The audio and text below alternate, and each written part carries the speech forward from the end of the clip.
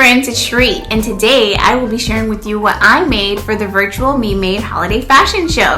If you're new to my channel, welcome, and if you're a returning person, thank you so much for your continued support. Alright, let's get into it. If you haven't been following this series, let me give you a little bit of information about it so that you can catch up. The virtual Memade holiday fashion show was created by the talented YouTuber Talisha of Creativity by T. There's a link to her channel in the information section below. The fashion show runs from November the 21st through December the 26th. Each Sunday and one Thursday, which is December 23rd, at approximately 10 a.m. Eastern Standard Time, 9 a.m. Central Standard Time, and 7 a.m. Pacific Standard Time, we will bring to you two different themed holiday-inspired fashion looks. This Sunday, I'm sharing with you my theme, which is the Winter Wonderland all-white party. Now, when I think of an all-white party, I think of a party which is full of a group of friends who decided that they want to have a nice dinner, and they also want to have some after-dinner dancing. And the one rule that everyone must follow is that you must wear white from head to toe. To be honest, I've never attended an all-white party, but I believe that if I attended one, the dress that I made would be the perfect dress for this occasion. The pattern that I selected is the McCall's M8174. I chose to make this particular dress because it is a knit dress, and I thought that it might be perfect for dinner and being comfortable when you eat, as well as comfortable for dancing. And after making this pattern, I believe that this is going to be a staple pattern in my collection, and I will definitely make more of this dress. Let me tell you a little bit about the details of this dress. This dress has an elastic waist, elastic wrist cuffs, and elastic at the top of the shoulders, creating a statement sleeve. The thing that makes this dress special and unique is the faux ruched wrap sarong skirt. The sewing rating for this pattern is average, and I agree with that because there is no zippers or buttons in the construction. This dress has a lined bodice, and you have the option of sewing it up in 3 different views. There is a short option with straight sleeves, a long option with spaghetti straps, and a long version with balloon statement sleeves. I chose that option. The instructions of this pattern were very straightforward and easy to follow. I definitely agree that this is an average sewing project, and I would not discourage someone who is new to sewing from doing this project, because I do believe that if you are able to follow directions and you've done some type of garment construction, it should be easy for you to follow. If you haven't created an elastic channel before, that might be the trickiest part of this pattern. I was able to sew this dress up in one afternoon. However, I would like to say that for someone's personal sanity, it might be nice to break up this sewing project into 2 different segments. Say, make the top part of the dress, the bodice and the sleeves, one setting, and then the skirt portion of the dress in the second setting. I did not do that. I just powered straight through.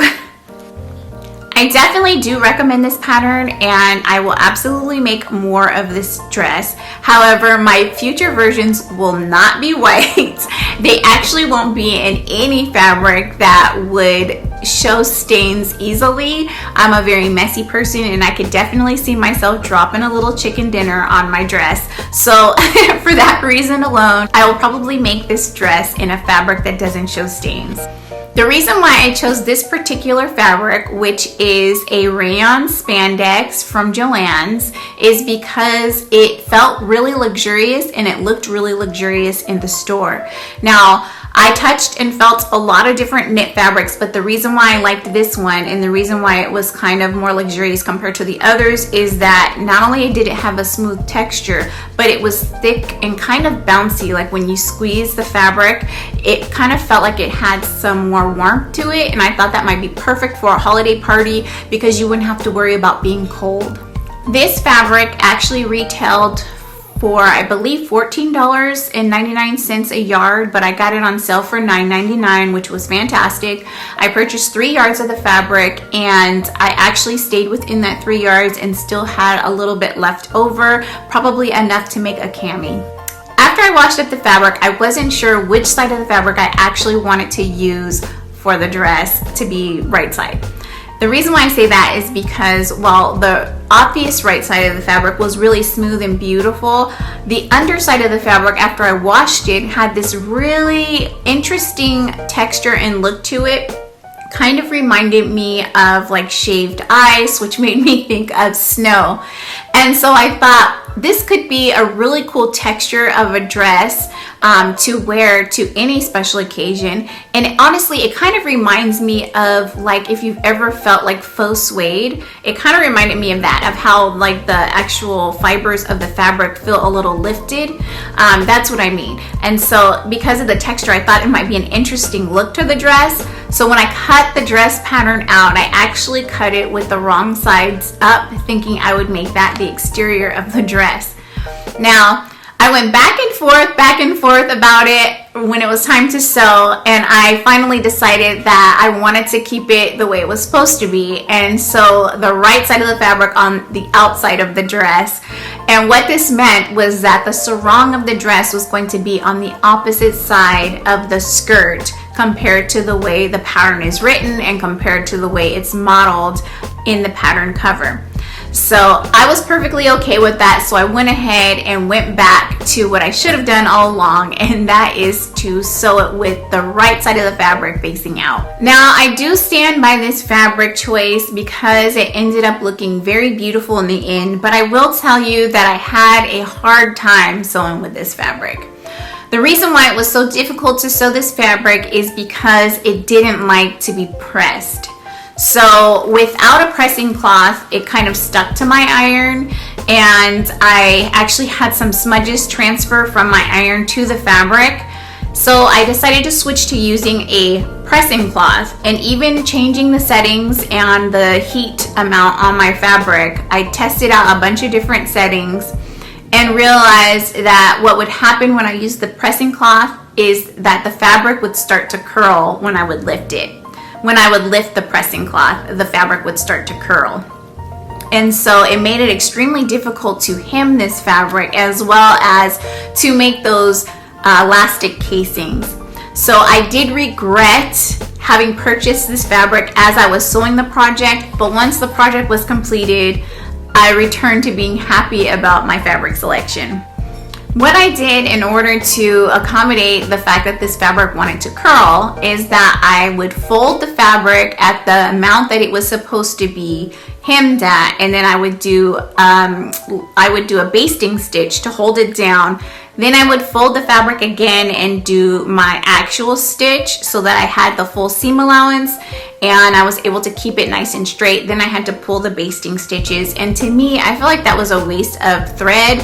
So I mean, to each his own, but for myself, in a fabric that is very finicky like this rayon spandex, I would prefer not to have to do any pattern that requires a lot of pressing. Another thing about this fabric that I felt was pretty interesting is that I chose to line the bodice with the same fabric for the exterior of the dress.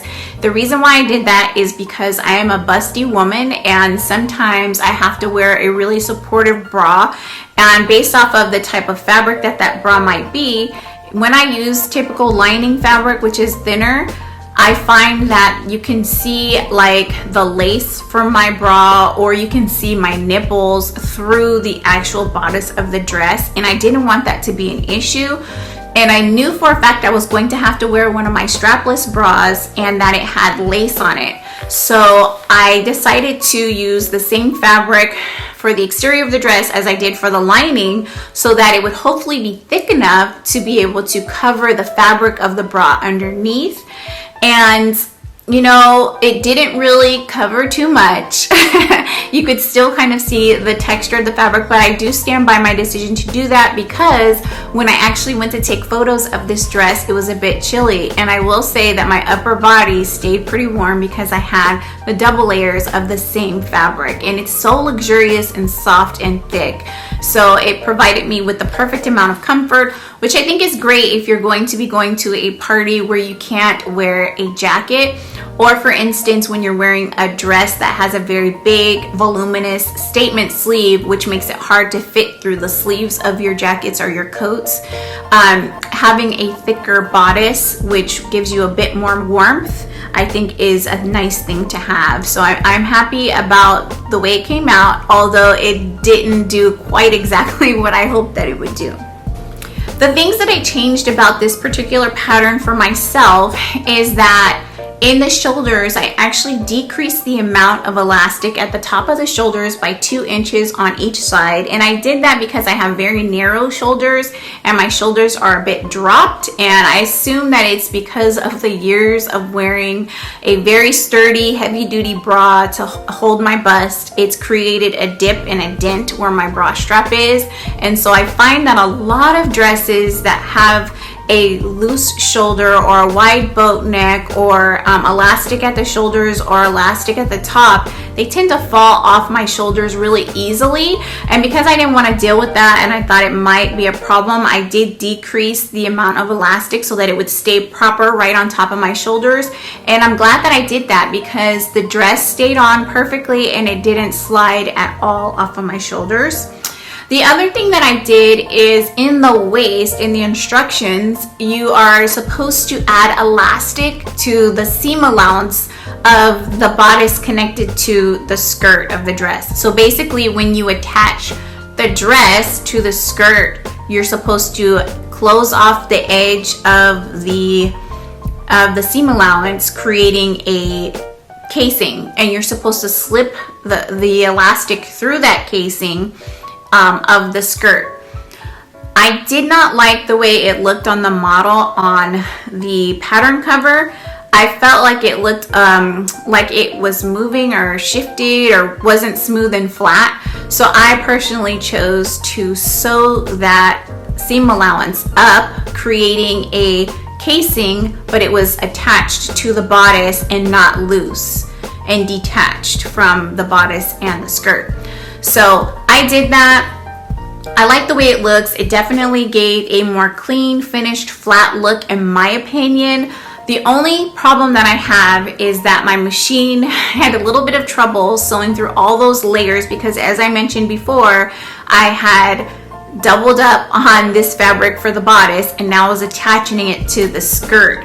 And so because of the number of layers, I found that the waist casing stitching on the outside of the dress wasn't perfectly straight.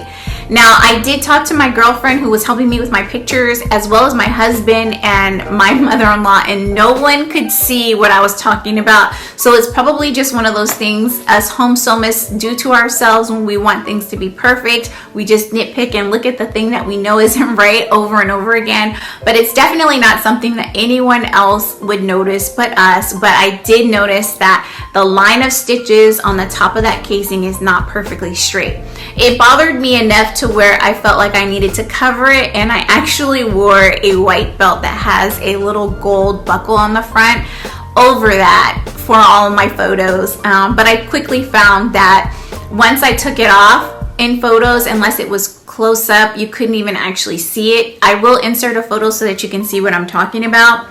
And you can kind of see how the line isn't perfect, but it really isn't a big deal. And if this was done in a fabric that had a print or in a darker colored fabric like say black or navy blue or something like that, you probably wouldn't be able to see it at all. Another thing that I did that was different than the instructions is that for the sleeve cuff, I decided that I wanted to use 1-inch elastic for 2 reasons. I knew that the sleeves were going to be too long on me, but also I thought it might be kind of cool to have a little bit more of a statement cuff rather than it being lost in the big voluminous balloon sleeve. So by creating the casing and using 1-inch elastic instead of 3/8 inch elastic, it made it nice and pronounced and it stood out, and I really liked the way that came out. I did, however, use the 3/8 inch elastic for the shoulders and for the waist. There are some future adjustments that I'd like to make to this pattern when I make it the next time. and that is that I will go down a size based off of my measurements. I always make a size 16 in McCall patterns, and for the most part that works out really nicely for me. But in this particular pattern, I will say that the bodice was a bit too big. In the front of the dress, you'll be able to see that it dips here in the front, and if you can look over here, you can kind of see this little dip right here. This is what I'm talking about. It didn't lay flush and flat to my body like it does on the model in the picture. Also, I think that by going down a size, it will also take away some of the wrinkling and bunching of the fabric on the back bodice. Now, I may also have to reduce some of the length in the back bodice in order to make it smooth, but I think that the first step would probably be to go down a size. Another reason why I feel like I need to go down a size is because I'm not a very hippie person. Now, this particular dress is perfect for someone who doesn't have big hips like myself because of the layers and the sarong on top. It kind of creates the illusion of having a more hourglass figure and giving you a little hips. But in my case, because it's a little bit too big, I find that on the side where the sarong is, it's a bit noticeable that the fabric is extending a little bit too far out from the body. And it's a beautiful dress. You know, I got a lot of compliments when I wore it, but I personally know that I could do better and that the fit wasn't perfect.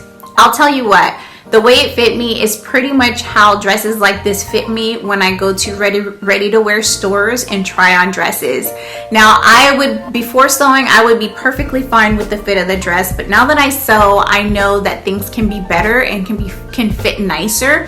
And so for my next version, I definitely want to make sure that I do all the alterations needed in order to make it a little bit more form-fitting in the hips area, as well as for the bodice to fit me a little bit nicer in the chest and in the back. Let's talk about the process of taking these pictures. Friends, if you're new to my channel, you don't know this, but for my returning subscribers, you know I like to take pictures in my yard. Part of the reason why I like to take pictures in my yard is because I'm a bit awkward in front of people out and about, and I never understand where people get the confidence to stand out amongst tons of people in crowded areas and have their picture taken as if it's just them and the cameraman and that's it. So I definitely struggle with confidence in taking pictures in public, but I knew that I needed to have a special background because this was a special holiday dress, right? So if I were to go out somewhere, I would want to be photographed near a beautiful location, either near the restaurant or near the party or wherever the party is. And so I chose to go to Jack London Square. My girlfriend Camille came with me and she helped me take all my pictures, and she helped me to forget about the noise and all the people that were walking by and some of them stopping and watching, and just focus on the two of us and getting these pictures taken. And I truly appreciate her, so thank you so much, Camille. One of the things that I found interesting about taking pictures outside and, you know, in the open like that is that there are lots of opportunities for shadowing, and if you don't catch the sun at the right angle, then some of your pictures do not come out that well. We got a really good number of pictures. There wasn't a ton of holiday decorations out yet since we just celebrated Thanksgiving, but we were able to find a few, and I even got a picture in front of a big Christmas tree, which was kind of special and also last minute. So it was definitely a great opportunity. If you don't know about Jack London Square, it's in Oakland, and we were able to take pictures where the boats dock, and that was very special, and I had such a great time doing that. Since I'm sharing with you a white dress, and I typically wouldn't wear a white dress, and I know that some of you may not be into wearing high heels, and you might be just looking at different ways that you can style this particular dress pattern, I did take a few pictures of me wearing a couple of different outerwear options. So in one picture I have on a long duster and I'm still wearing my white heels, and then in some other pictures I thought it might be fun to show what it looks like with a motorcycle leather jacket and some really great knee-high suede boots. And then I also even took a picture of this dress with the leather jacket and some sneakers. Now, I personally probably wouldn't wear that look, but I do know that a lot of people do wear sneakers with dresses. I do normally in my casual wear, but I've never actually worn sneakers with a more formal looking dress, and I thought it might be fun to show you what that would look like. Now let's get into seeing some of these photos and a little bit of my runway walk.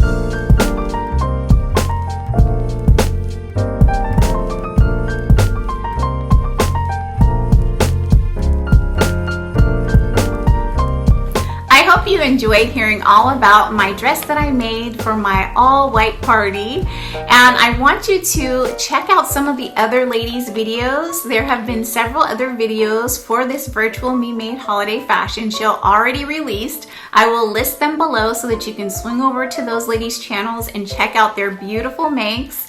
Please do swing over to Creativity by T, Talisha, her channel, and you can get a playlist of all the videos that have already happened and also the future videos to come. And right after you leave this video, head over to Tamika's channel. Tamika has the channel that's called That's So Cute. I'm going to give you a little bit of information about Tamika.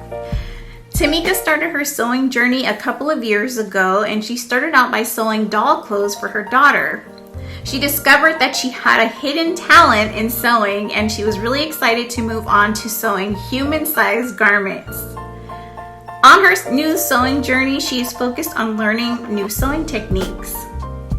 Tamika is an avid paper crafter and an all-around hobbyist. On her channel, you will find sewing make videos, pattern haul, and fabric haul videos, which are my favorite.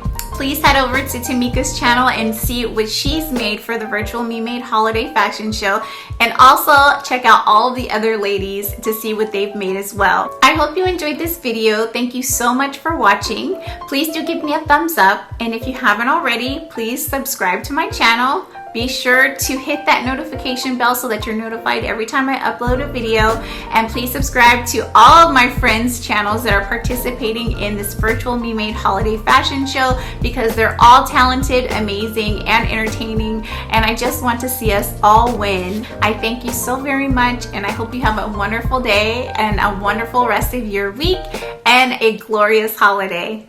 Bye.